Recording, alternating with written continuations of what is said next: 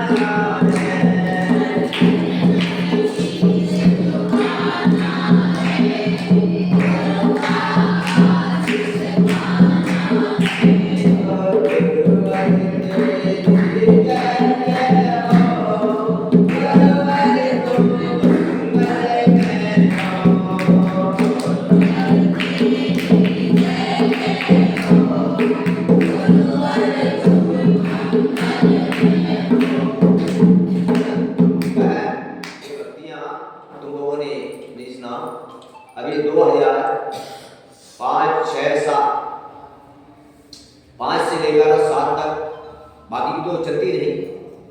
अभी भी राजस्थान के अंदर में आज भी सारे लोग हिंदू भक्तियों को अपने घर पर सुनते हैं। आज क्या करते हैं?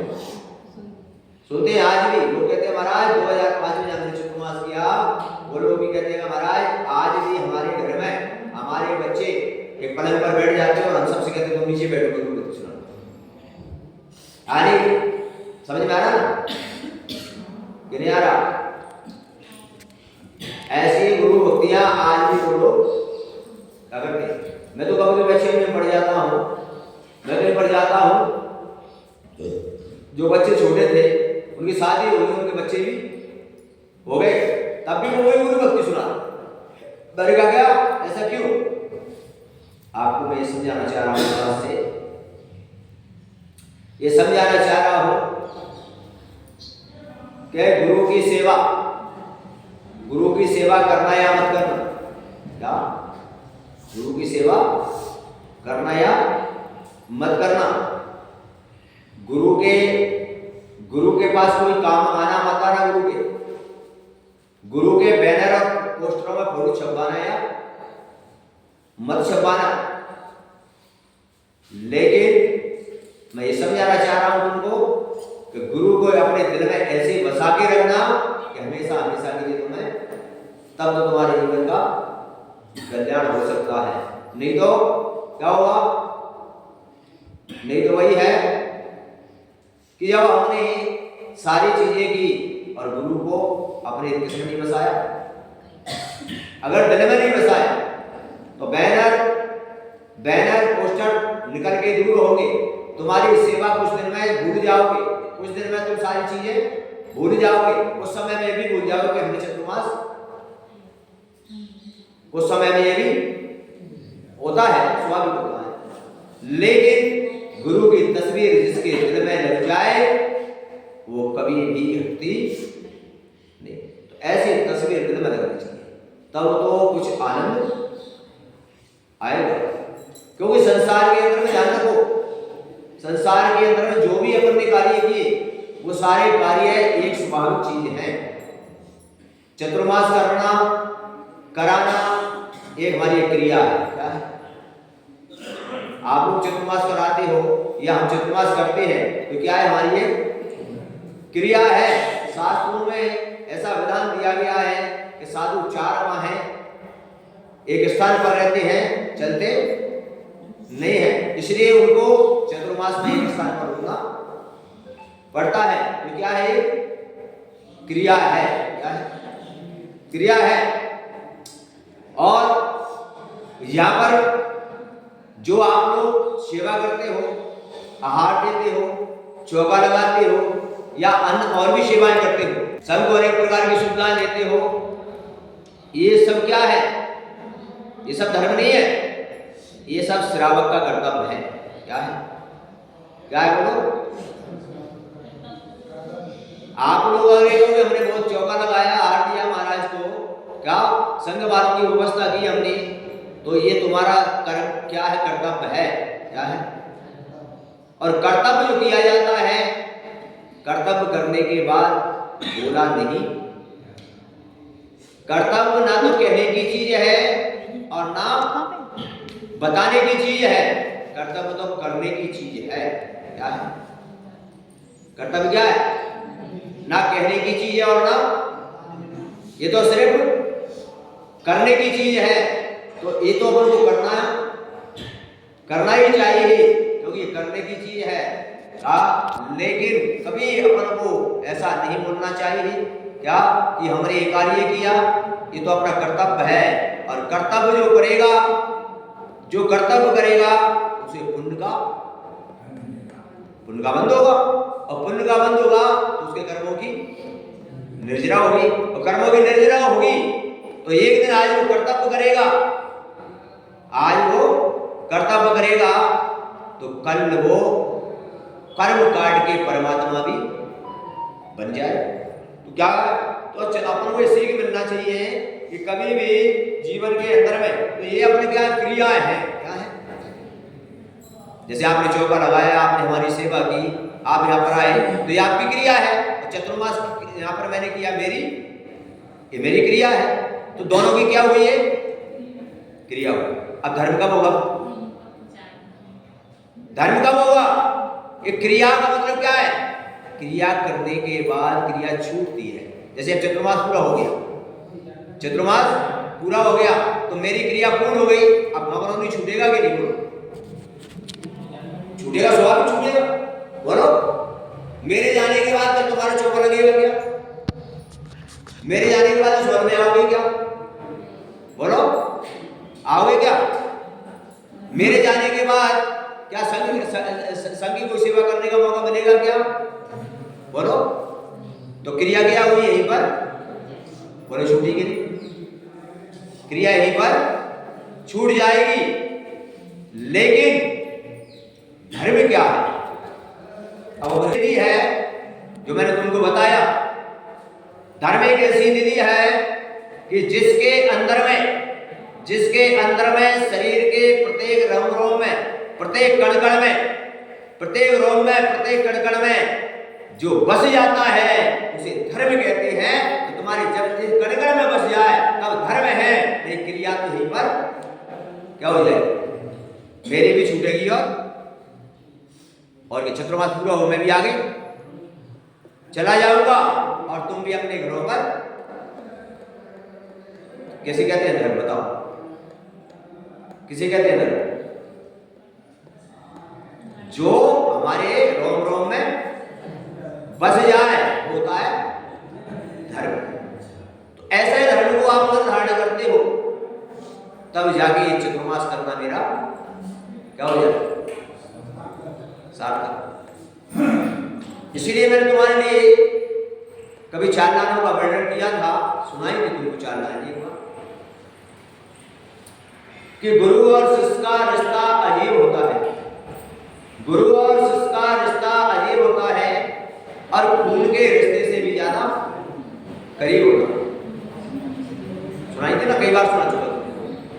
गुरु और शिष्य का रिश्ता अजीब होता है और खून के रिश्ते से भी ज्यादा करीब होता है। गुरुओं का आशीर्वाद उन्हीं को मिला करता है प्यारे बंधुओं, गुरुओं का आशीर्वाद उन्हीं को मिला करता है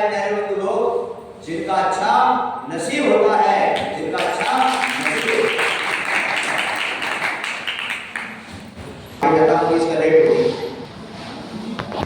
कई बार सुनाया तो कितनी अच्छी बात कही यहाँ पर कि गुरु और शिष्य का रिश्ता एक अनोखा रिश्ता है। यहाँ पर समझा रहे हैं तुमको कि खून के रिश्ते से भी ज्यादा करीब होगा।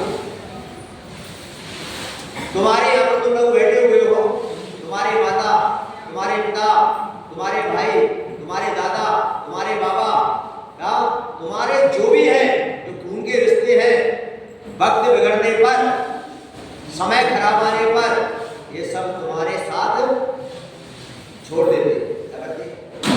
बोलो छोड़ते हैं कि अभी कोई व्यक्ति कहता है मेरा मेरा बेटा, और बेटा का वक्त बिगड़ जाए, पिता का वक्त बिगड़ जाए तो एक दूसरे का साथ छोड़ देते हैं।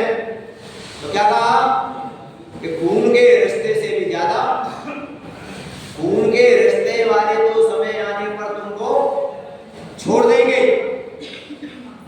लेकिन गुरु का दरवाजा एक ऐसा दरवाजा है, आपके जीवन में किसी प्रकार की कोई आपत्ति हो, किसी प्रकार की कोई विपत्ति हो, किसी भी प्रकार का तुम्हारे जीवन में कर्म का उदय हो, तुम किसी भी प्रकार की स्थिति में हो और गुरु के पास जब जाते हो तो गुरु के दरवाजे हमेशा खुले रहते हैं। क्या गुरु के दरवाजे कभी किसी को बंद नहीं हुआ करते हैं। तुम्हारे घर के दरवाजे जाएंगे, राजा का दरवाजा बंद हो जाएगा, लेकिन कभी गुरु के दरवाजे क्या नहीं बंद नहीं। इसीलिए लेकिन यहाँ पर कहा गुरु का आशीर्वाद उन्हीं को प्राप्त होता है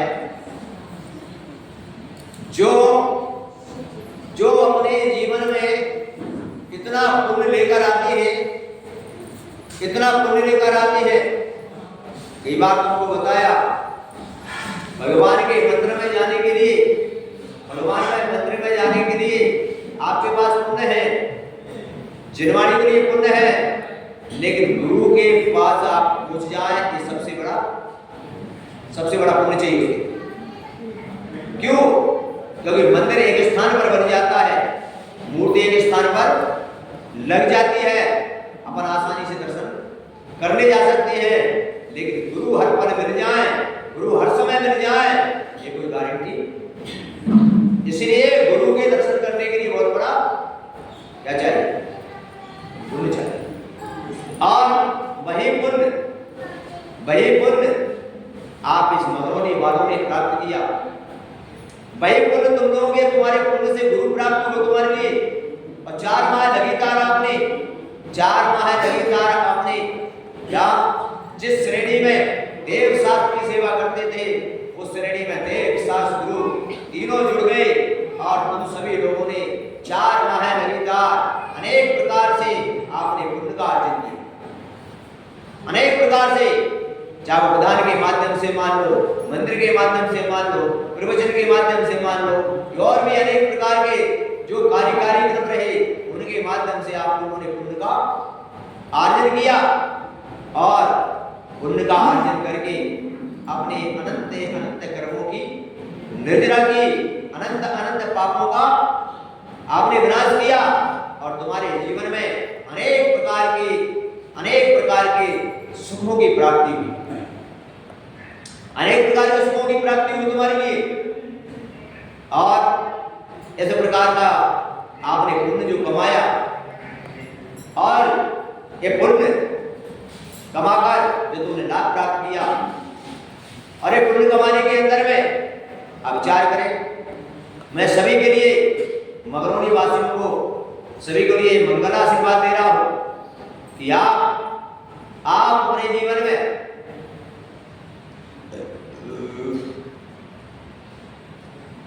इसी प्रकार का पुण्य का अर्जन करते रहे और अपने कर्मों की निर्जरा करते रहे, और संसार में अनेक प्रकार के सुख हैं, सुख तुम्हें प्राप्त होते रहे।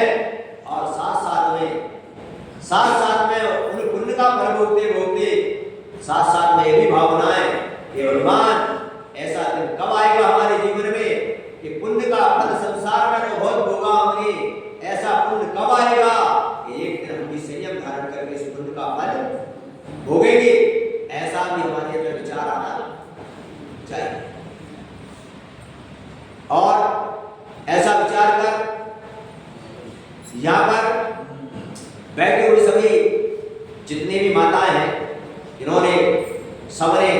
सुंदर सुंदर चौकों में पकवान बनाए, क्या बनाए, और मुझे खवा खवा के पका दिया। क्या कर दिया? पका दिया। यानी मेरा मन तृप्त, पकाने का मतलब समझिए, मन तृप्त हो गया और खाने की इच्छा भी। ऐसी माताओं ने हमारी सेवा, क्या ये देख रही है, ये जो बहनें बैठी हुई है सारी, क्या बस इनका तो कर कहना ही क्या, इनका तो कहना ही क्या है। अरे इन बहनों ने तो क्या वो चमत्कार बताया, क्या जिस प्रकार अंधेरे में सूर्य का प्रकाश हो जाता है, उस प्रकार इनसे हमारे चंद्रमास में प्रकाश ही प्रकाश हो जाता है। क्या ऐसा? अभी तुम्हें पता है ना, तुम घर में रहते हो ना, जो घर में दोनों पति पत्नी रहते हैं उनसे पूछो बगैर बच्चों के घर कैसा लगता है? बोलो, बगैर बच्चों के घर सूना सूना, घर में एक भी बच्चा हो तो घर कैसा लगता है? बहुत अच्छा लगता है। इसी प्रकार जब हमारे इस चतुर्मास के अंदर में ये बच्चे जब आए तो क्या लगने लगा, यहाँ पर आनंद आने लगा। और ये हमारी नवीन कुमार जो बैठा हुआ है, कौन कौन बैठे थे? निशांत भैया, अंकुर भैया, निशांत और अंकुर और बिल्ला पीयूष है।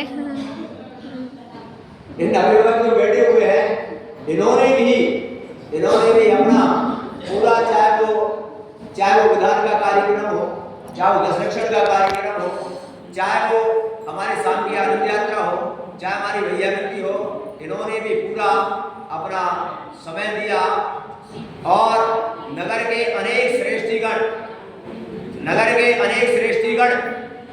जिन श्रेष्ठियों ने लगातार 20-25 दिन तक शाम तक रोज इनाम और प्रभावना का कार्य किया, ऐसे मगरूनी नगर के अंदर में ऐसे श्रेष्ठियों को भी मेरा आशीर्वाद है जिन्होंने लगातार 20-25 दिन तक वो प्रभावना का कार्य बराबर चलाते। और इन सब के पीछे जो राज है वो है हमारी चतुर्मास कमेटी का। किसका? चतुर्मास कमेटी, जिसने चतुर्मास कमेटी को नियुक्त किया गया और उन्होंने बीड़ा उठाया क्या कि मगरौनी में चतुर्मास होना चाहिए। तो ये श्रेय चतुर्मास कमेटी खड़ी हुई। और वो चतुर्मास कमेटी जब खड़ी हुई तो खड़े होते ही क्या सारी समाज खड़ी हो गई और सारे लोग खड़े हो गए। और जैसे ही अपना चतुर्मास यहाँ पर बैठा, वैसे ही सभी लोगों के लिए, तुम लोग भी सोच रहे होंगे, मैं तो बोल ही रहा हूँ, पर तुमने भी ये नहीं सोचा होगा कि मगरौनी के अंदर में चतुर्मास होगा और इतने धर्म की प्रभावना होगी, घर घर चौके लगेंगे। ये शायद तुमको भी उम्मीद थी क्या? नहीं थी। शुरू में तो ये उम्मीद थी क्या एक आध कर्मचारी लगा दो तो महाराज का समय क्या कर दो, महाराज का 4 महीने का समय निकाल दो क्या। लेकिन अपन ध्यान रखें, धर्म बहुत बड़ी चीज होती है, परमात्मा का आशीर्वाद बहुत बड़ा हुआ करता है। और जैसे ही पार्षनाथ भगवान का आशीर्वाद मिला कि सारी व्यवस्थाएं ऑटोमेटिक होती, यहाँ से आगे की ओर मेरा व्यवहार हो रहा है। और यहाँ से अभी मैं यहाँ से चलूंगा दिल्ली, मुझे 15 तारीख को वहां पर कार्यक्रम में जाना है। और आज यहाँ से अभी चलूंगा और मुरैना में जाकर मेरी हरचरिया कंठ होगी, फिर वहां से मथुरा में हरचरिया होगी, उसके बाद दिल्ली में प्रवेश होगा मेरा। और दिल्ली का कार्यक्रम, वहां पर 2-3 दिन का प्रवास, और उसके बाद आगे की यात्रा तय की जाएगी। इस प्रकार से यहाँ से मगरौनी नगर से आज यहाँ पर बिहार होने जा रहा है, क्योंकि बिहार की चर्चा परसों ही मैंने कमेटी वालों को बता दिया था कि सोमवार को मेरा 2 बजे यहाँ से बिहार हो जाएगा। परसों ये सूचना मैंने दे दी थी इन लोगों को कि मेरा 2 बजे व्यार हो जाएगा। और जब तक मैं अपने मुख से नहीं बोलता तब तक मेरा व्यवहार नहीं होगा। कब तक? तब तक मैं अपने किसे नहीं बोलता। आज मैंने इतने समय में एक बार भी नहीं बोला। संघर्ष दीदी ने जरूर चर्चा की होगी, लेकिन मैंने एक बार भी अपने मुख से नहीं बोला। लेकिन अब मैंने अपने मुख से बोला है कि आज मेरा मगरोनी से व्यार होगा, तो आज तय है कि मेरा व्यार होगा। और मैं किसी भी कार्य को करने से पहले, जैसे मुझे व्यार करना था, तो परसों ही मैंने चतुर्मास कमेटी वाले और को बुलाकर परसों ही बोल दिया था कि सोमवार को मेरा 2 बजे क्या होगा? व्यार होगा। अब व्यार का मैसेज डालना है, व्यार की सूचना देना मेरा काम नहीं। ये लोग इंतजार कर रहे हैं, महाराज बोलेंगे तो मैं तो बोलने वाला, क्योंकि मैं क्यों बोलूंगा भाई? मुझे कोई तकलीफ ही नहीं है, मुझे कोई दिक्कत ही नहीं है, तो मैं व्यार की मैं क्यों बोलूंगा भाई? जब मुझे परेशानी होती तो बोलता। अब मुझे मगरोनी में कोई परेशानी हुई नहीं, मुझे तो आनंद ही आनंद आ रहा, तो मैं क्यों बोलूंगा भाई? मुझे तकलीफ होती तो बोलता ना। मुझे क्या होती? परेशानी होती तो मैं बोलता। जब मुझे कोई परेशानी हुई नहीं तो मैं क्यों व्यार का बोलूं? लेकिन सभी जानते हैं कि व्यार तय हो जाता है और आगे के कार्यक्रम भी होते हैं, उनके लिए भी जाना पड़ता है। इस प्रकार से सभी को मेरा बहुत बहुत मंगल आशीर्वाद है। मुझे आप लोगों मगरोनी में जितने भी लोग विराजमान हैं, आप लोगों से मुझे कुछ भी नहीं चाहिए, लेकिन मुझे आपका वात्सल्य चाहिए। क्या चाहिए? और कुछ नहीं चाहिए। मुझे तुम्हारे किसी चीज की आवश्यकता नहीं है, लेकिन मुझे तुम लोगों का प्रेम चाहिए, वात्सल्य चाहिए। और वो प्रेम वात्सल्य ऐसा चाहिए, जब जब तुमको आवाज लगाऊं तब तब तुम दौड़े चले आओ। बस ये चाहिए मुझे, और तुमसे मुझे कुछ भी नहीं चाहिए। अगर इतना तुम मुझे दे सकते हो तो आप दे दो। आपकी किसी भी व्यवस्था की मुझे आवश्यकता नहीं। आपसे मुझे कोई भी व्यवस्था की आवश्यकता नहीं है।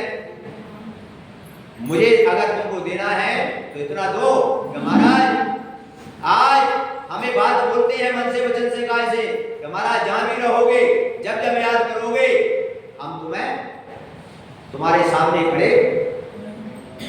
ऐसी अगर बात करो तब तो मजा क्या? तब तो क्या आएगा? मजा आएगा। तो ऐसी बात करें तब तो मस्त वास्तव में आनंद आएगा। वास्तव में तुमने गुरु को अपने हृदय में बसाया है, और तुम व्यवस्थाओं के पीछे पड़े रहो कि महाराज की व्यवस्था हो जाए। महाराज तो समय लेना कि कुछ भी होने वाला। बताओ कितने लोग हैं जिन्होंने हृदय में बसाए, जिनको आवाज लगाए और दौड़े? एक ही नहीं हो। मुझे सब पता है, क्योंकि गाड़ी से आ जाएंगे।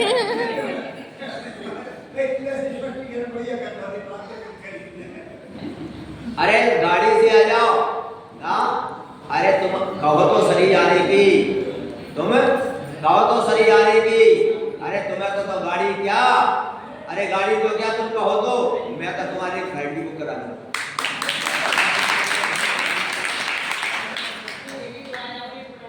बात पक्की रही क्या?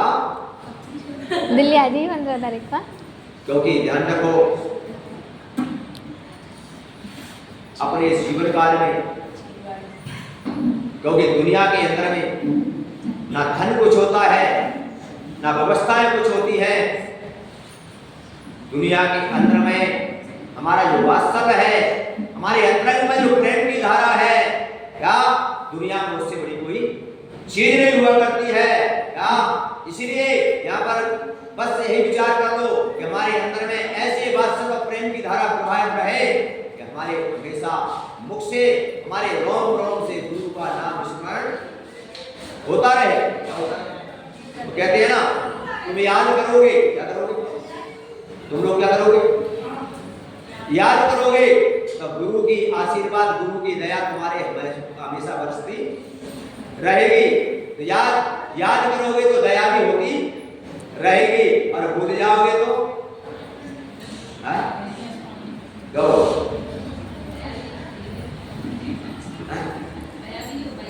बताओ, याद करते रहोगे तो क्या बनी रही, और भूल जाओगे तो